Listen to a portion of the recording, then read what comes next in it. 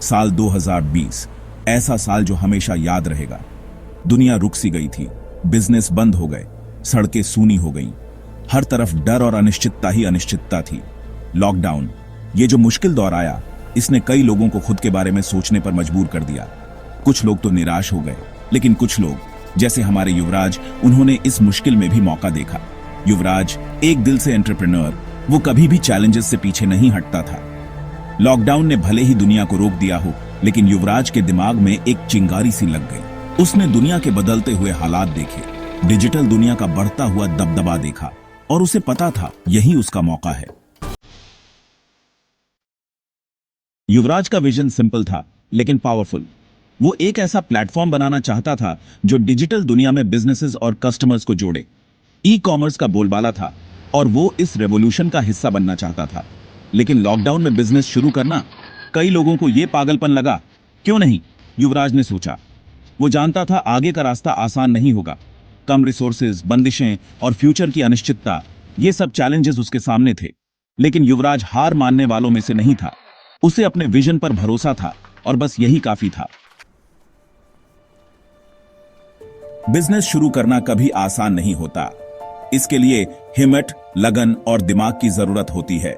युवराज के पास ये सब था, लेकिन लॉकडाउन में कम रिसोर्सेज के साथ और बाहर पैंडेमिक के कहर के बीच बिजनेस शुरू करना, ये अपने आप में एक अलग ही चैलेंज था। सबसे पहली मुश्किल थी टीम बनाना। आने जाने और इकट्ठा होने पर पाबंदियों के चलते ट्रेडिशनल हायरिंग मुमकिन नहीं था।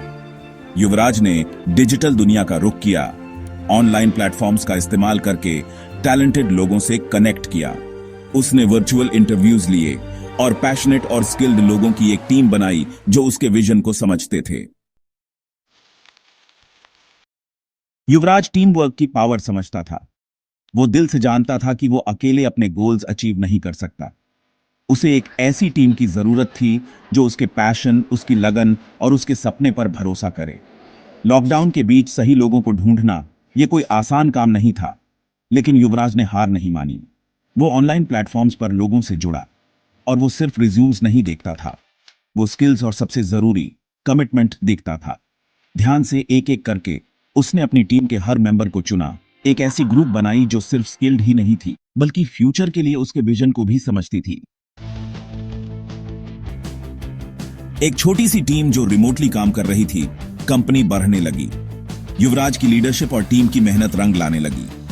कम रिसोर्सेज के बावजूद उन्होंने हर चैलेंज का डटकर सामना किया, क्रिएटिव और नए सॉल्यूशंस ढूंढे। उनकी एफिशिएंट सर्विसेज और कमिटमेंट के बारे में बात फैलने लगी। क्लाइंट्स उनकी डेडिकेशन और काम की क्वालिटी से इंप्रेस्ड होकर उनके सबसे बड़े सपोर्टर्स बन गए।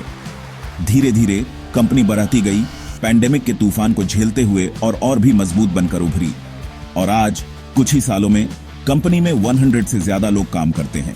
ये युवराज के विजन और उसकी टीम की कड़ी मेहनत का सबूत है। युवराज की कहानी ये है परसेवरेंस की पावर की कहानी। वो लॉकडाउन में सिर्फ सर्वाइव ही नहीं किया, वो कामयाब हुआ। उसने मुश्किल को मौके में बदल दिया। ये साबित कर दिया कि सही माइंडसेट के साथ कुछ भी पॉसिबल है। उसका जर्नी किसी इंस्पिरेशन से कम नहीं है। नए एंटरप्रेन्योर्स के लिए, खासकर मुश्किल समय में, एक उम्मीद की किरण। यह हमें याद दिलाता है कि रिसोर्सेज नहीं, रिसोर्सफुलनेस जरूरी है। यह है हर मुश्किल में छुपे हुए मौके को देखना, अपने सपनों को थामे रखना, तब भी जब लग रहा हो कि कुछ पॉसिबल नहीं है।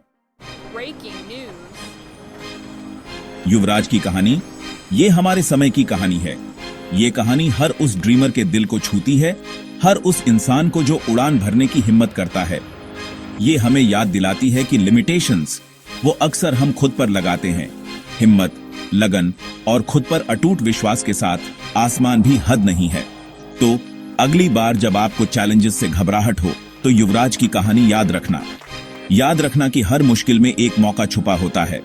वो लीप ऑफ फेथ लो, अपने सपनों पर भरोसा रखो, क्योंकि सच में सपने सच होते हैं, मुश्किलों के बावजूद भी।